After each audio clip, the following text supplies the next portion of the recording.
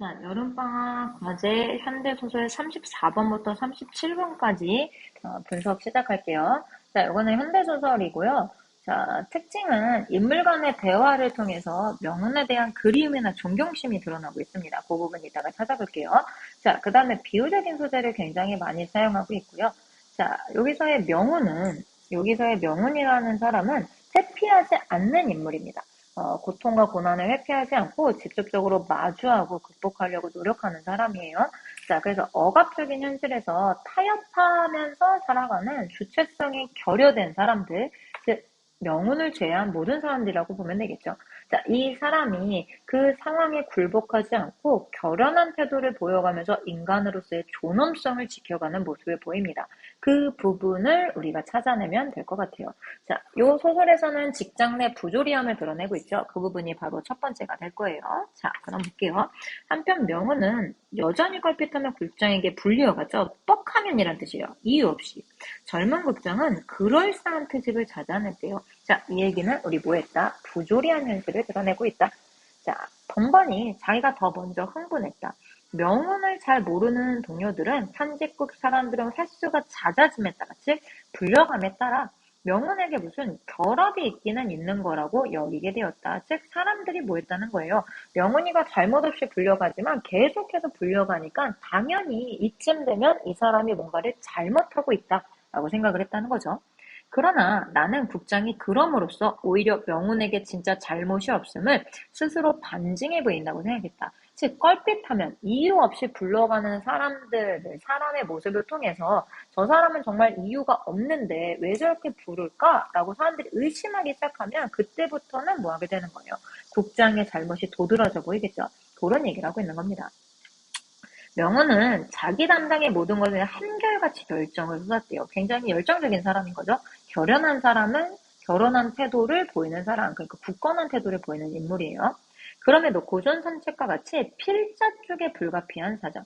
필자라는 거 글쓴이야. 그 글쓴이의 잘못이니까 명운의 잘못은 아니었다는 얘기죠.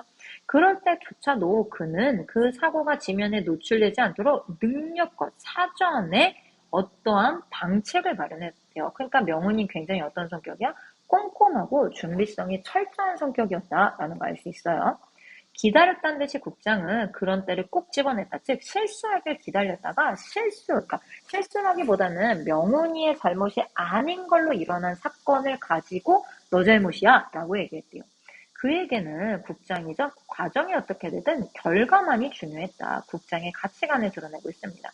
추궁하는 입장에선 그보다는 결과를 중시하는 사람이니까 결국엔 결과가 안 좋았으니까 너 잘못이야 라고 말하기 좋았을 거래요. 그는 스스로 완벽주의를 자처했다. 명호는 그의 앞에서 변명을 늘여놓거나 잘못을 남의 탓으로 돌린 일이 한 번도 없었다.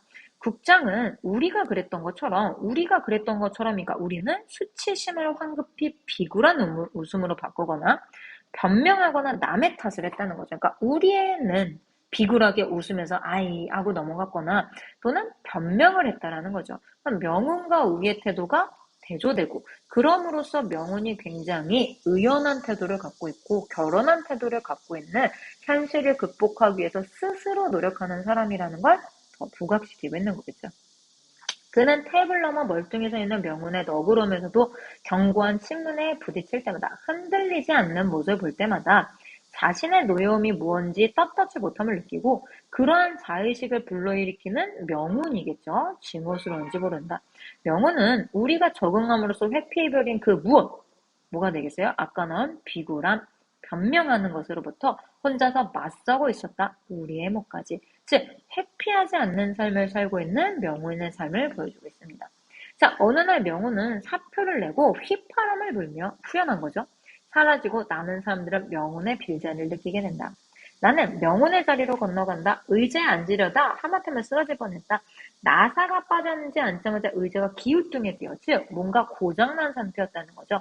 그 고장난 상태는 명운을 의미하는 거고 명운이 그동안 회사에서 어딘가 고장난 상태로 있었지만 고장난 티를 내지 않고 있었다라는 거죠. 일체 내색하지 않았대요.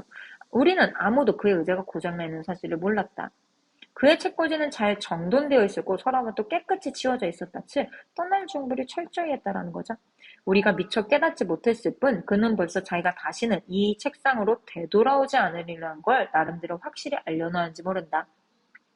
하지만 나는 그가 지금도 어디선가 거칠한 얼굴에 눈이 붉게 충혈되어 밤을 새우고 있을 것만 같았다. 자, 회사에 있는 동안의 명훈의 외양 묘사입니다. 그러니까 명훈은 회사에서 굉장히 많은 일을 했고 피곤했다는 거지. 우리가 평크는 원고를 대신 메워주기 위해 혼자서 밤을 새웠듯 그는 이제 또 다른 장소에서 혼자 외롭고 고통하고 있을 것만 같았다.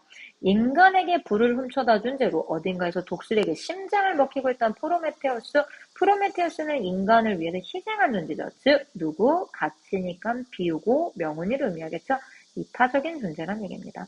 그는 사람들이 누구도 알아주지 않는 일을 혼자 심장을 물어뜯기고 있는 게 아닐까?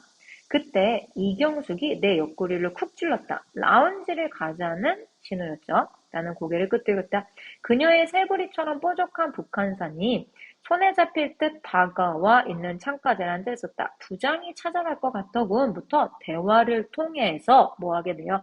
명운에 대한 이야기를 합니다. 그래서 명운이 어떤 존재인지에 대해서 지금 이경숙과 내가 느낀 점을 얘기할 거예요. 그럼 우리 대화를 통해서 대상에 대한 평가를 드러내고 있다라고 하는 선지를 찾으시면 되겠죠. 자, 그러면서 부장이 찾아갈 것 같다고는 앉자마자 내가 됐단 말했다. 그렇다고 질질 끌려올 사람이에요? 어림도 없어요. 즉, 왜 주체적인 삶을 사는 사람이다 라는 걸 의미하겠죠.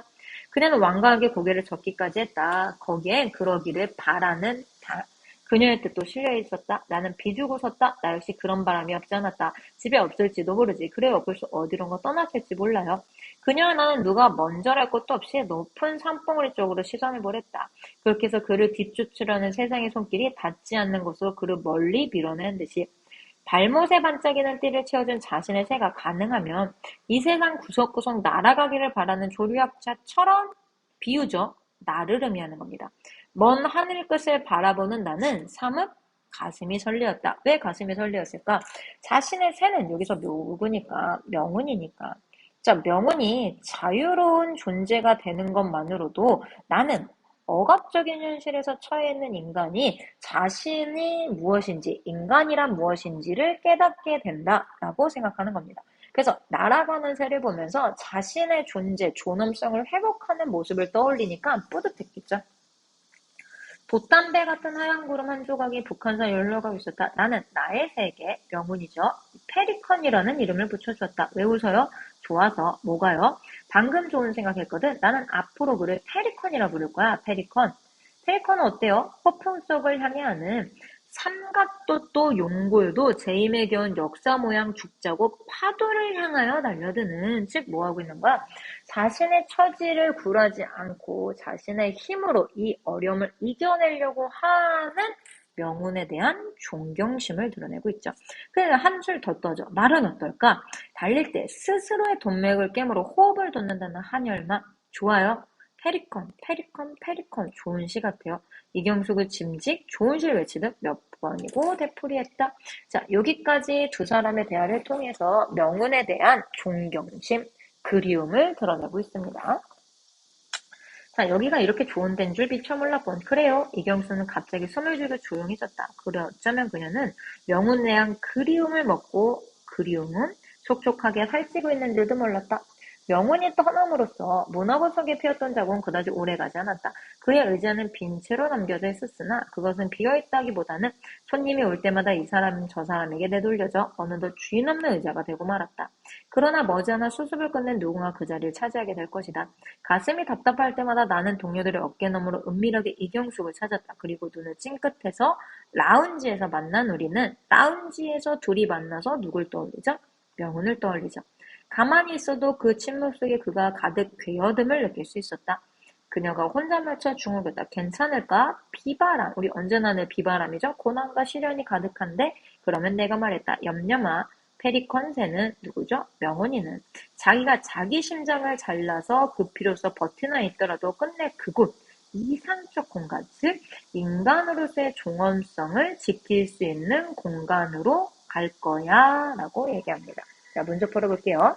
이 글의 서술생 특징, 방언 사용하지 않았죠? 그러니까 토속적인 분위기 안 나타나고요. 시대적 배경이 특별히 드러나지 않았어요. 그냥 직장 내 부조리함. 서술자 교체되지 않았습니다. 이야기 내부의 서술자, 나죠? 다른 인물 누구? 명운에 대한 생각을 드러내고 있어요. 그래서 정답은 4번이고 현재와 과거가 교체되고 있지 않습니다. 자, 그 다음에 35번 볼게요. 서사여름일 때 기억미미에 대한 설명에 알맞지 않은 거. 편집국 사람들은 명호에 대해 부정적으로 생각하기 시작했죠. 저 사람이 저러는데 뭔가 이유가 있겠지. 자, 국장이 결과를 빌미로 명웅을 추궁했죠. 자, 명웅이 의자가 고장난 건 몰랐죠, 우리는. 이경숙이 나의 행동을 자제하려고 하는 게 아니라 함께 가려고 눈짓한 거죠. 그래서 정답은 4번이죠. 자, 사람들이 명운의 부재를 익숙하게 여기게 됐습니다. 라운지는 어떤 의미를 갖고 있어요? 두 사람이 명운에 대한 이야기를 할 수 있는 공간, 즉 동질감을 느끼는 공간이죠. 자, 마지막으로 자, 보기를 항상 보라고 얘기했어요. 자, 억압적인 상황에 처해 있는 인간은 현실과 타인으로서 주체성이 결여됩니다. 자, 우리 요거는 나에 해당되겠죠? 상황에 굴하지 않는 결연한 태도를 보이는 거 명운이에요. 자, 명운은 인간으로서의 종엄을 지키는 모습을 보입니다. 이 작품은 직장 내 부조리한 상황에 인물들을 중심으로 현실을 극복하고자 하는 실천 대응 방식 떠났죠. 인간적 실전 회복에 대한 욕망을 드러내고 있어요. 자, 그럼 1번.